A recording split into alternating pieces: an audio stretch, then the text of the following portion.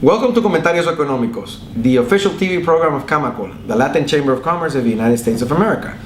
I'm your host, Arturo E, and in this occasion we have a very, very important guest. She's actually an honorable guest because she's the assistant to the General Consul of Honduras here in Miami. I'm talking about Myrna Mejia, the Honorable Myrna Mejia. Thank you for coming to Comentarios Economicos here at CAMACOL in the United States of America. Thank you. Myrna is the assistant, as I spoke before, the assistant to the Consul General of Honduras here in Miami, Mr. Gerardo Simon, if you want to speak it in English. However, Myrna, first of all, as a guest here at the show, I would like to know who is Myrna? How did you get here into international service? How long have you been in the international diplomatic service with regards to the Honduran government in the United States of America? Actually, I came here in 1996. I've been with the government yesterday. You came here yesterday, 1996, yesterday. No, I know. No, I'm being serious now. I've been with the consulate for 12 years. 12 plus years. I came here, thank God to my dad, who was the minister of Tribunal de Superior de Cuentas. So that was the Superior Tribunal of Justice, something like that. He was like a Chief Justice in Honduras. Correct. So thanks to your dad, he trained you and you came over here to the consular services. Correct. All right. So what happens then? He just like send Myrna over there to the U.S. and that's it? No? Oh no, not really. It was actually, if I've been in the consulate for 12 years, it's because I have done a very good job. Yeah, on the serious note, that's I understand that. And for 12 years, Honduran governments, only last 4 years, aside from the new government rule that you can re-elect yourself. However, that is appalling, and basically it's something overwhelming and something that people in the diplomatic service may see as basically a powerful situation with regards to you. How did you manage to overpass different parties? Because in Honduras you have two parties as well, the national and the liberal, kind of like the Democratic and the Republicans.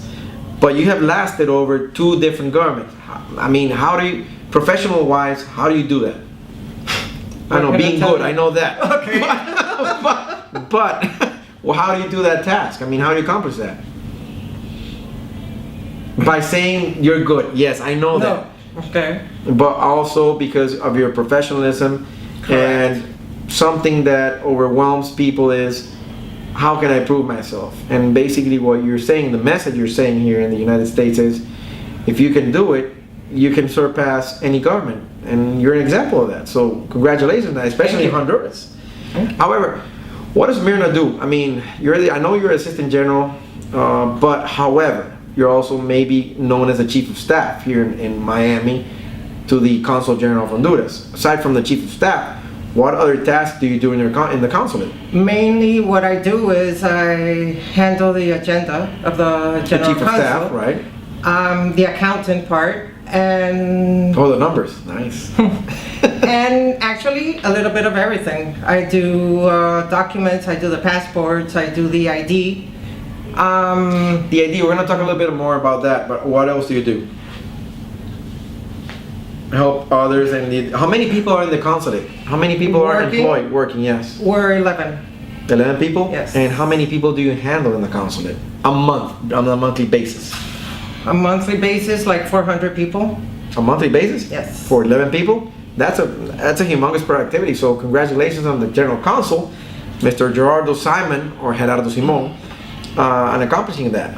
Basically, you're handling super production. And aside from production and the ID, I want to talk about something. You spoke about something about the ID. What is that consular ID? The consular ID is ID. Yeah, don't worry about it. Yeah. It's an ID that when you go to the bank and you need two IDs. You take the passport and that ID.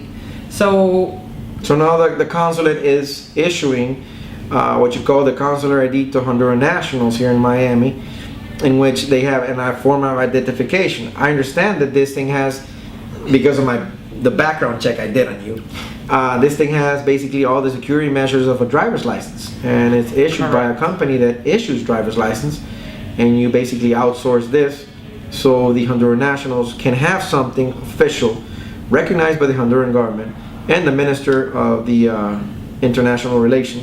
Ministry of International Relations towards the Honduran nationals here in Miami or whatever. I mean, how many consulates are here in the United States of America? We have 11. 11 consulates. And do you all basically produce this consular ID? Yes. You all do? Yes. So basically that is a very good identification. And for the audience, if you're a Honduran national here in Miami, or the other 11 consulates that you heard from the Honorable Myrna Mejia, go there. What is the cost of the consular ID? $25. Just 25. And is there an expiration date on this? Yes, 2 years. For 2 years. So basically that's $12 a year for a consular ID, which is nothing. And you have basically another certified governmental issued ID. So I recommend for the Honduran nationals to get your consular ID, and this is not a political paid program or advertisement. It's basically the truth. And sometimes you need another form of ID other than your passport or your driver's license, and this is something which the Honduran government, as the Honorable Myrna said, recognizable. So thank you for that, and we need to advertise more of this.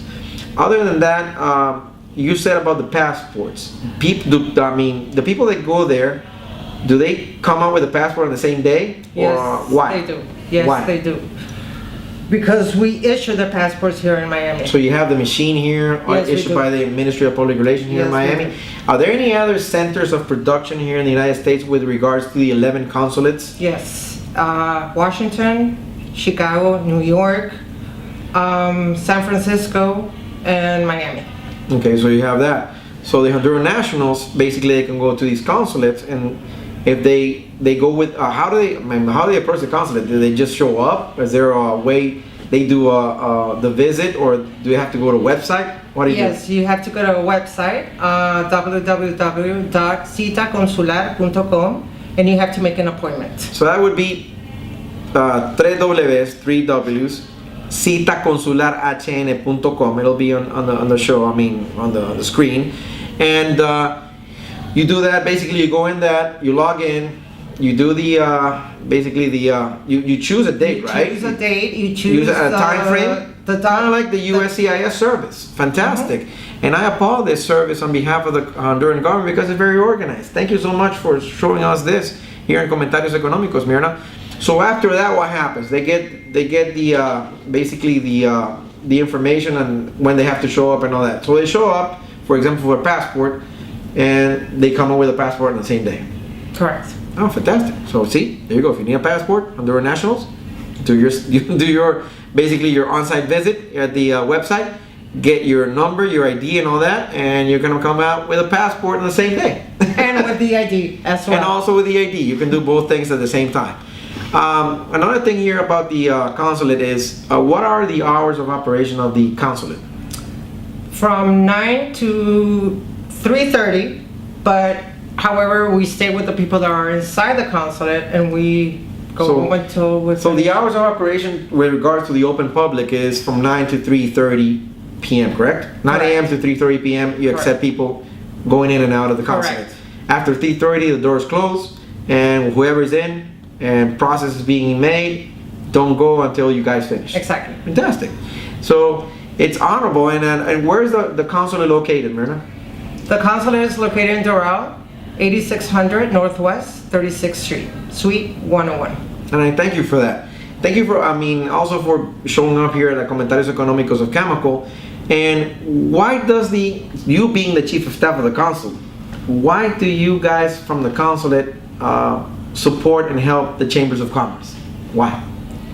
Because overall, we're one same thing. We're together. The community, right? The community, exactly. So you guys working together. So that's the message. If you approach a consulate, and basically the consulate works with the chambers work with the consulate, and this is a fantastic thing. So if we all work together, the main message is we're gonna get ahead, and that's the main reason. And being an outsider, an immigrant, and everything, it's interesting that you can approach your consulate because basically that's your territory right there, your diplomatic territory. You step foot in whichever consulate in any nation in the United States, you're in that country, right? Correct. And you have all the benefits of being in that country. Correct. So approach your consulate. Say hello to the Honorable Myrna Mejia. She's more than willing. See, she's very happy and smiling here at Comentarios Economicos. And thank you so much for coming. Do you have any last advice or words for immigrants here in the United States? So especially for Honduran nationals?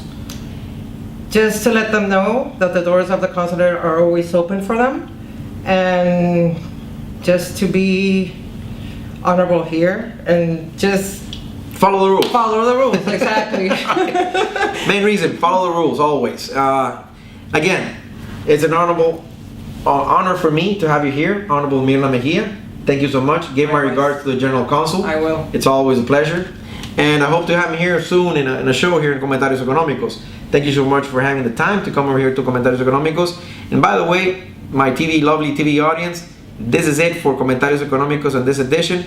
Wait for us next time. May God bless you. Until next time. Clear.